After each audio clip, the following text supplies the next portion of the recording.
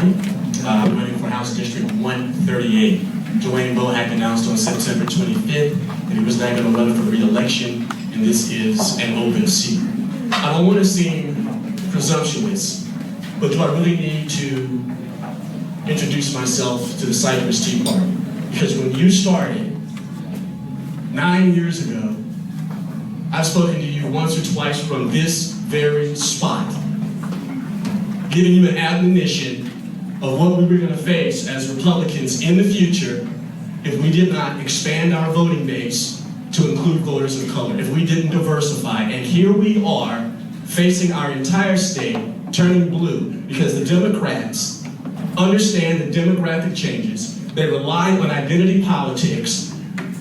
If you are a person of color, they have drilled it into their heads, into their consciousness that they're supposed to vote Democrat just because of that.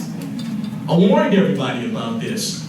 And in 2018, Dwayne Bohack won HD 138 by 47 votes, and now it's a district that's absolutely 50-50. 50% voters of color, 50% Caucasian voters.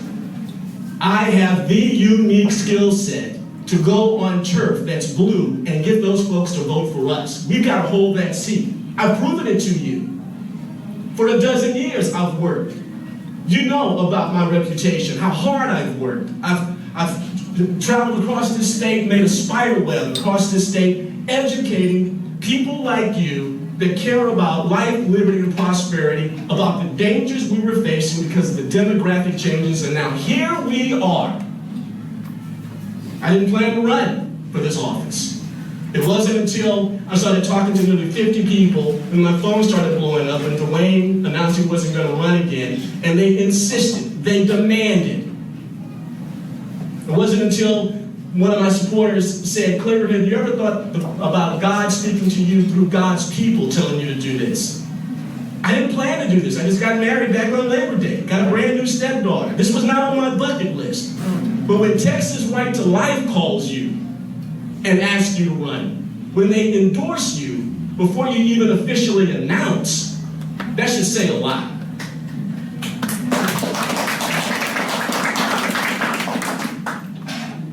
The focus of my campaign is going to be the Texas GOP platform, because it is the will of the people. Those are the marching orders.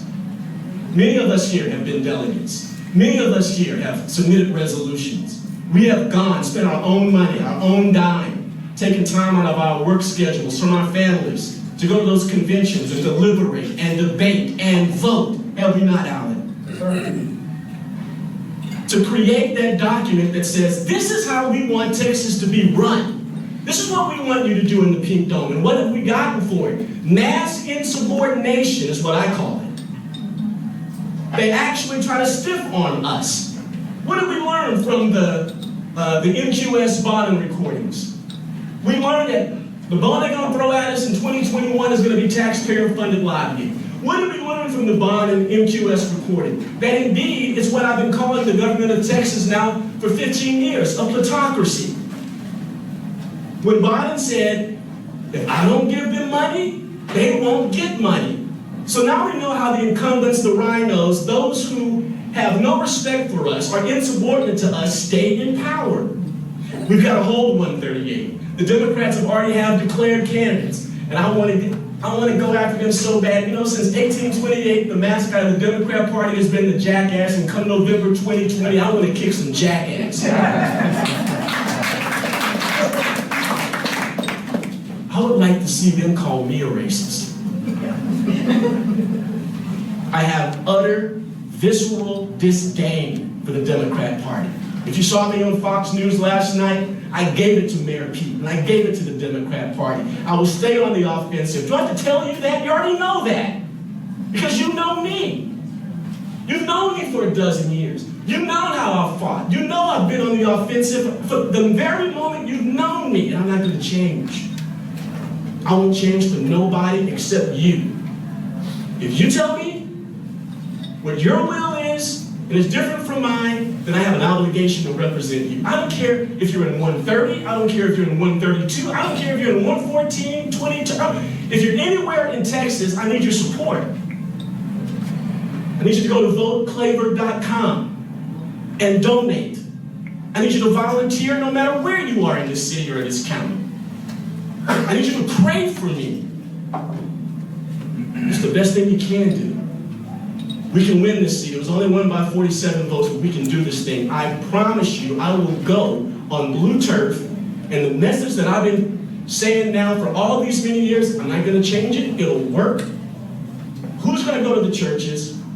Who's going to go to those communities of color? Who's going to challenge them to vote for their Judeo-Christian values? Who has my skill set, my track record, my resume of success? No one in this race except me. There is no doubt about it. I am the best candidate. I will be the best servant of the people of Texas.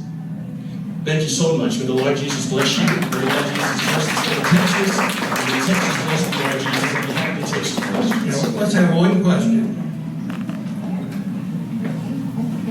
I guess y'all do know me. Okay, let's move on then. We have an opportunity. I don't know.